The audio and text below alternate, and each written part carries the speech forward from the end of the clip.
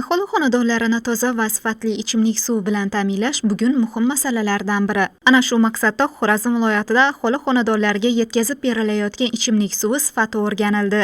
O'rganishlar davomida Tuproqqal'a tumanining Muhabbat mahallasidagi iste'molchi xonadonlaridan ichimlik suvidan namunalar olinib, laboratoriya tahliliga yuborildi.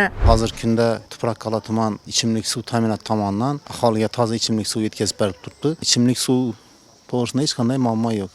Shuningdek, aholi xonadonlariga yetkazib berilayotgan ichimlik suvining to'g'ri va oqilona yetkazib berilishi bo'yicha Xorazm suv ta'minoti aksiyadorlik jamiyati Tuproqqal'a tuman Oxunboboyev suv taqsimlash inshootida o'rganish ishlari olib borildi. Tuproqqal'a tumani filialiga qarashli Oxunboboyev suv tarqatish inshootida hozirgi kunda tumandagi Oxunboboyev mahallasi va Poston mahallasiga suv tarqatish ishlari olib borilmoqda. Shu ikkita mahallaga 1800 xonadonga ichimlik suvi tarqatilmoqda. Bu inshootimiz 2023-yilda qayta rekonstruksiya qilindi. Hozirgi kunda ish hajmi bo'yicha shu aholiga suv tarqatish ishlari olib borilmoqda.